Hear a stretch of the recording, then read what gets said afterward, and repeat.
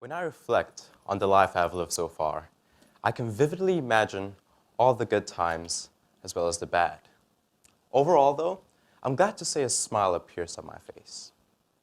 Through the years, I've had the good fortune of meeting some of the most wonderful people. I'm a part of a family that I'm proud of, and life for me has been just right. For the most part, I'm happy. And while much of my sense of happiness can be attributed to the fact that I am a motivated and optimistic person, I think it also has something to do with where I am in life. You see, I'm going to be a high school senior later on next year. I have good grades and a good idea of what I want to do in life. I have a wide range of skills, and the people that surround my life have all been nothing but inspirational. But it wasn't always like that. Up until recently, I was vexed by the question, am I happy with my life?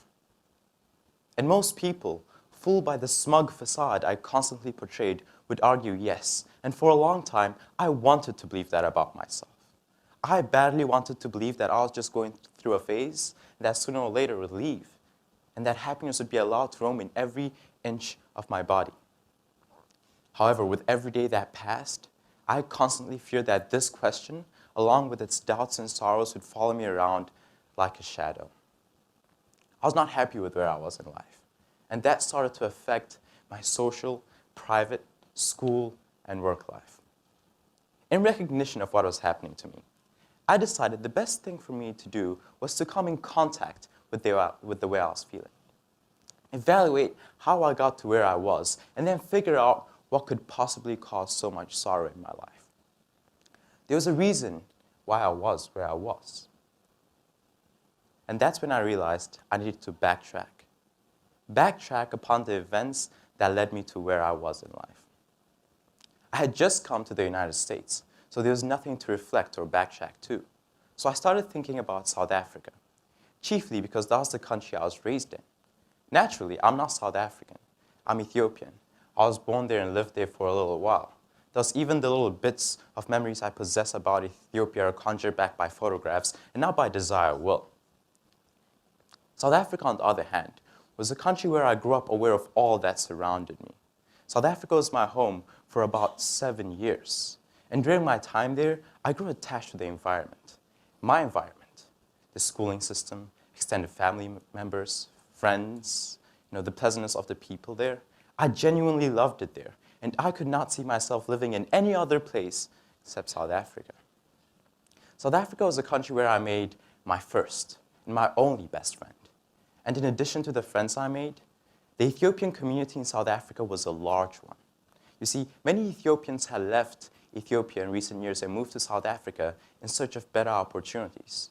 Most, like my parents, found those opportunities and flourished. And that resounding fact had become clear to the whole country. And it was this success that my parents and many other foreigners were having that ultimately caused my sorrow. Xenophobia is an intense or irrational dislike or fear of people from another country. That's what the success of my parents and many other foreigners caused in South Africa. You see, people often migrate from other countries to more developed and liberal countries than their own in search of better opportunities. And South Africa was referred to by most in Africa as a melting pot that attracted a magnitude of people from all over the world in search of better opportunities. And most immigrants found those opportunities and flourished. And that fact had become clear to the South Africans, and they grew agitated at this fact. The fact that a person from another country would come into their own country, drive a better car, own a better house, and live a better life. They didn't like that. According to them, something needed to be done. Isaac Asimov once said, "Violence is the last refuge of the incompetent."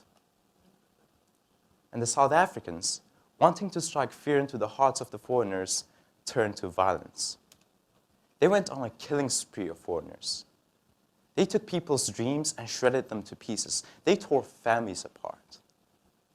And while this happened, the South African government stood by and did nothing. And while this horror ensued, I was so South African, so proud of what the country had achieved in recent years, that I also stood by and did nothing. You see, South Africa was reaching new heights. It had just hosted the World Cup. crime rates were slowly dropping, and the country's economy was shooting up to an all-time high. See, South Africa was defying all the odds and limitations that had been branded to it by more developed and liberal countries. So when I saw what was happening in South Africa, I wanted to believe that this happened everywhere else and that it would stop and our life would continue normally. But with every day that passed, I heard more and more news of people I knew dying, getting killed. And that's when I realized that we needed to move on. Our family had to run. And I realized this was the source of my sorrow. The fact that we had to leave everything we worked for behind and move to a new country. And I felt so weak and powerless, and I can't imagine what my parents felt knowing that they had to uproot their own children from the ground they planted us in. When we arrived in the States on December 12, 2012, the horrible memories of the events that ensued in South Africa were willingly let go. Family and friendship bonds were broken. However, sorrow lingered on in my heart. You see, no matter how bright my future might have been, I did not want to sacrifice friends, family, and the whole country to realize it. And I felt so weak and powerless for doing so. But as time passed, I realized something. My family was a strong family. We had endured through so much. We had endured through some of the worst things the world could throw at us. And now we were in America, the land of opportunity. We're like a diamond that was once a piece of coal that did not quit under pressure. And then I realized we were not the weak ones, but rather they, the South Africans that persecuted us, were the weak ones. And they'll never know my love, my friendship, or my South African self. In realizing this, I regained a sense of happiness. My world had color again. And I was able to step out into the dawn of a new day. Grateful for what I had. Proud of who I had become. In love with my family and happy with my life. Thank you.